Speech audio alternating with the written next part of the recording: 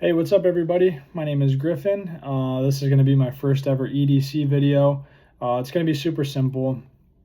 I just recently, I guess not really recently, but started carrying last year.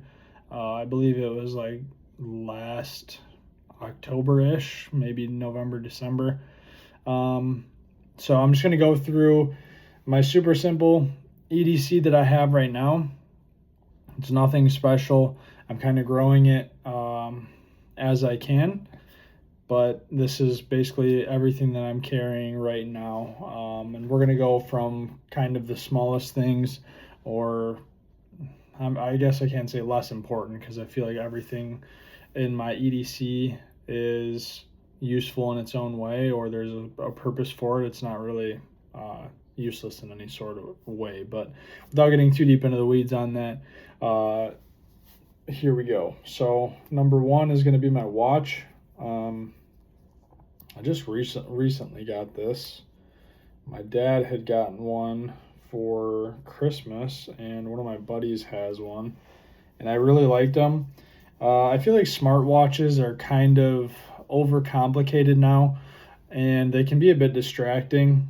So what I wanted, and I'm also really a fan of like mechanical, kind of like vintage style watches, things of that nature. I am a veteran. I do really love the look of like old, really cool, like SOCOM era Navy SEAL type stuff. And I feel like this watch kind of blends both of those worlds together. And that watch is the Garmin Instinct 2. This is the Solar Tactical. I really like it. It's pretty simple. As you can see, it has like that kind of like oldish G-Shock look on the screen, but it does have a lot of like smartwatch capability. It, it's just like, I don't know if I'm asking a question as if you guys can hear me, but I don't know if any of you guys have like the Garmin Forerunner. That's one that I've ran before, is the Garmin Forerunner 965. I've used that one. I've used the Apple Ultra 2, and a bunch of other Apple watches. But I just found I really, really like the simplicity of like mechanical watches. However, I think that there are a lot of benefits to at least kind of a smart-ish watch, which is like this one. This one just blends everything perfectly. At night, it's not bright, and like the light's not always on. You can just hit a button right here and it'll light up the screen for you. Has a really nice, like, just low profile look. So I really prefer that and enjoy that in a watch. So that is my watch. Next, we're gonna move into my blade that I carry. This is the Smith & Wesson SOCOM, or sorry, Spec Ops, I believe it's called. Yeah, it's the Spec Ops. It's got a nice pocket clip here. The pocket clip is pretty deep, which I know some people, I guess I've never really had a blade or anything like that didn't have like a deepish feel to it. I've never experienced one that was like a shallow clip, so I can't really say if my preference leans one way or the other. So yeah, this is the Smith & Wesson Spec Ops blade. You can see it's got cool little carbon fiber inserts on either side. It is real carbon fiber. I thought that was really cool because I'm just a fan of carbon fiber. I will say it kind of chips a little easily, I guess. It's not like it's getting super beat up, but I mean, it's an EDC blade. It's got a nice action on it, flicks open pretty quick. I've had it, I don't know, some months now. I just sharpened it tonight. Didn't even plan on doing this video. I just got bored and was watching other people's EDCs, and I really, really enjoy EDCs.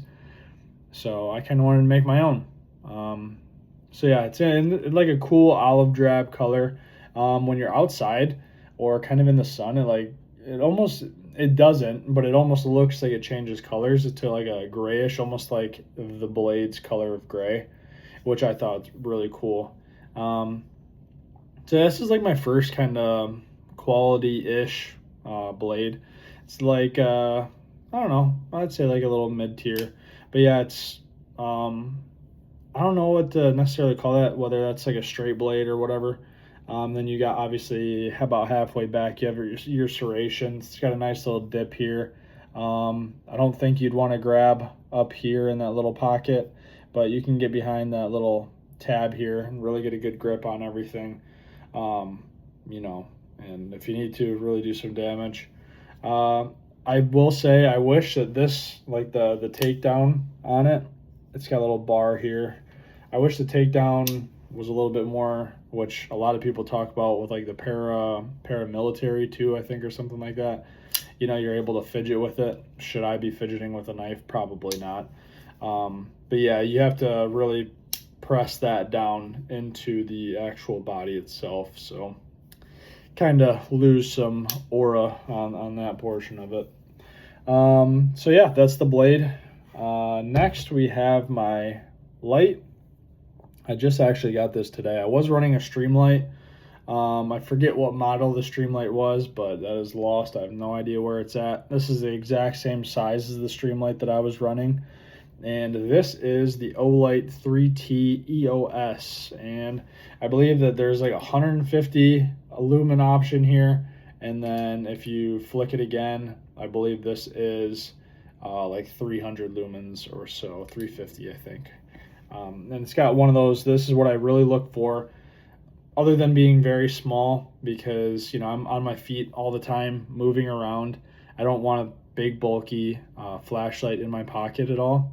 So this hits the size that I really want, and it also has one of those clips on it that if you need to go hands-free, and like say my hat was forward, you could put this right on the bill, and then you can be hands-free looking around, you know, if you're looking for something in the dark or whatever you're using it for, working on something in the dark, whatever.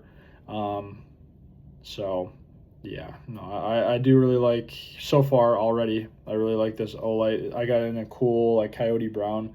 It's not really a FDE, I wouldn't say. Maybe it is, I don't know. That's up to you guys to decide on my low quality forward facing iPhone camera here. But yeah, that is my light. Nothing more to really say about that. Small, simple, fits pretty much everywhere. So that is nice. So now we're on to the final portion. Well, I guess they're actually second to last. For the belt that I use, this is like I don't know, kind of give or take. It's definitely not my like dream EDC belt at all. Especially because when I carry, I'm carrying appendix. So with this groove belt, I have to kind of, so just imagine this is my center line on my body. I kind of shift my like this portion of the belt, I shift it to the side so that my holster can sit, not being interfered with that buckle at all. So yeah, I mean, it's a good belt. I do like these belts, especially, you know, this is something you can kind of wear with everything really, especially this like black version of it.